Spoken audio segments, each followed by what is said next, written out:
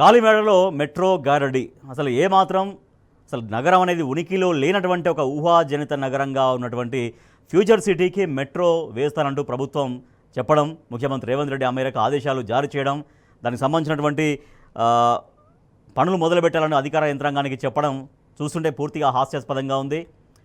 Shamshabad airport నుంచి 40 కిలోమీటర్ల మేర ఫ్యూచర్ సిటీకి మెట్రో వేస్తానని చెప్పడం పట్ల సర్వత్రా తీవ్ర వ్యతిరేకత, తీవ్ర అభ్యంతరాలు, ఒక విస్మయం కూడా వ్యక్తమవుతున్నటువంటి పరిస్థితి. రైట్ కిరణ్, సో ప్రజలకు ఉపయోగపడే విధంగా రవాణా వ్యవస్థ ఉండాలి. రవాణా వ్యవస్థ ఉన్నప్పుడే కొన్ని లక్షల మంది ఆ మాటకు వస్తే రోజు అంటే కోట్ల సంఖ్యలో జనాలు ట్రావెల్ చేస్తుంటారు కాబట్టి వాళ్ళందరికీ కష్టాలు తీరినట్టు అవుతుంది.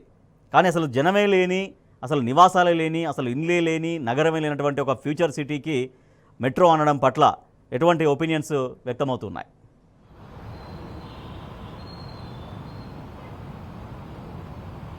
ఖచ్చితంగా ఇందులో రెండు అంశాలు చెప్పుకోవాలి. రేవంత్ రెడ్డి ఏ నిర్ణయం తీసుకున్నా అది పూర్తిగా వివాదాస్పదం అవుతుంది. ప్రభుత్వం ఏ నిర్ణయం తీసుకున్నా అదంతా కూడా రాజకీయం అవుతుంది. ఈ మధ్యకాలంలో ఏ నిర్ణయం తీసుకున్నప్పటికీ కూడా చాలా వరకు అంతా వివాదాస్పదంగా మారుతున్నటువంటి సందర్భాలు అయితే కనిపిస్తూ ఉన్నాయి.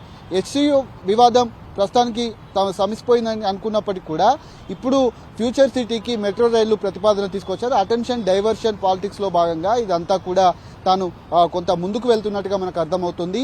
ఇప్పటి వరకు ఉన్నటువంటి 72 కిలోమీటర్ల మెట్రో అనేది ఉమ్మడి ఆంధ్రప్రదేశ్లో పనులు ఏమాత్రం కూడా పూర్తిగా సాగలేదు. 2014లో బీఆర్ఎస్ ప్రభుత్వం వచ్చిన తర్వాత 2015 నుంచి దీన్ని జెట్ స్పీడ్లో కొనసాగించి 2018-19 ప్రాంతంలో ప్రధాని నరేంద్ర మోడీ చేతి మీదుగా ఈ అంతా కూడా ప్రాజెక్టు ప్రారంభమైనటువంటి పరిస్థితి. ఇప్పటి వరకు దాదాపు 3 కారిడార్లు ఏదైతే నాగోల్ నుంచి రాయదుర్గం వరకు కావచ్చు, అంతేకాకుండా ఎల్బీ నగర్ నుంచి మియాపూర్, అంతేకాకుండా ఎంజీబీఎస్ నుంచి జేబీఎస్కి వెళ్ళేటువంటి మెట్రో రైళ్లు ఏవైతే ఉన్నాయో చాలా వరకు ప్రయాణికులకు సులభతరంగా ప్రయాణ సాధనం అందుతుంది. అంతేకాకుండా వెళ్లేటువంటి ప్రయాణికులకు ఎక్కడ కూడా ఇబ్బందులు కలగట్లేదు. గత ప్రభుత్వం అనుకున్నటువంటి ప్రాజెక్టులన్నింటినీ కూడా ఎక్కడికక్కడ ఆపేసి కొత్త ప్రాజెక్టులను చేపడతామంటున్నారు. ఫ్యూచర్లో ఉండేటువంటి ఫ్యూచర్ సిటీ కోసం ఇప్పుడే ప్రణాళికలు సిద్ధం చేయడం ఏంటని కూడా ఇటు ప్రతిపక్షాలు కావచ్చు, ప్రజల నుంచి కూడా పెద్ద ఎత్తున ఆందోళన కూడా వ్యక్తమవుతున్నాయి. ఏదైతే ఫలక్నుమా నుంచి ఎంజీబీఎస్ నుంచి అటు చంద్రయాన్ గుట్టకు మెట్రోను పొడిగిస్తామని చెప్పారు. కేవలం అక్కడ స్థల సేకరణ మాత్రమే, ఆస్తుల సేకరణ మాత్రమే కొనసాగుతోంది.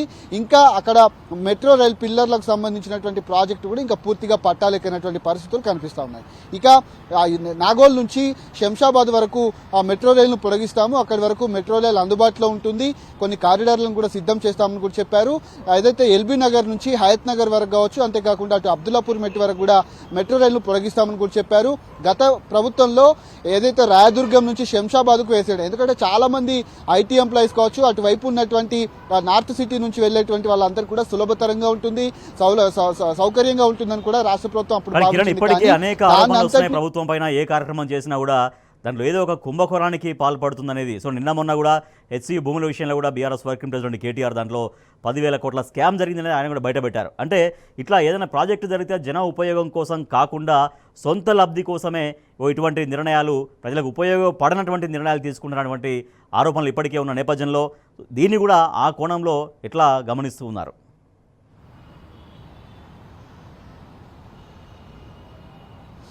ఖచ్చితంగా మీరు చెప్పిన పాయింట్లోనే ఖచ్చితంగా కుంభకోణాలకు తెరలేపే విధంగా స్కామ్ ఏదైతే కాంగ్రెస్ ప్రభుత్వం ముందుకు వెళ్తుంది.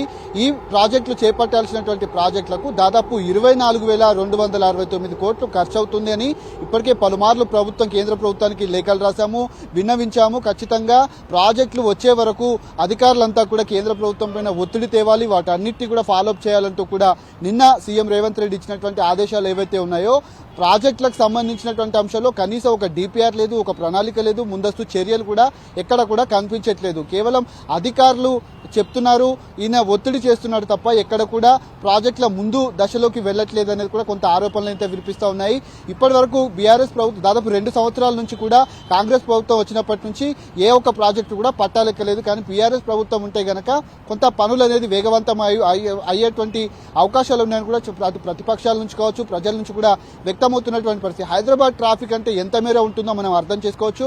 అటు ఫ్లైఓవర్లు కావచ్చు, అండర్ పాస్లు కావచ్చు, బస్సుల సౌకర్యం కావచ్చు, అంతేకాకుండా ఎంఎంటీఎస్ రైళ్లకు సంబంధించి కూడా కేంద్ర ప్రభుత్వం పైన ఒత్తిడి తీసుకొచ్చి ఎంఎంటీఎస్ సర్వీసులను కూడా పెంచినటువంటి సందర్భాలు అయితే కనిపించాయి. కానీ ఇప్పుడున్నటువంటి సిచ్యువేషన్లో హైదరాబాదు కు సంబంధించి ఇటు మున్సిపల్ శాఖ కావచ్చు, అంతేకాకుండా ఎంఏడికి సంబంధించినటువంటి శాఖలన్నీ కూడా సీఎం రేవంత్ రెడ్డి వద్దే ఉన్నాయి. కనీసం ఒక సమీక్ష జరపటం, వాటిపైన ముందస్తు చర్యలు తీసుకోవడం ఎక్కడ కూడా కనిపించట్లేదు.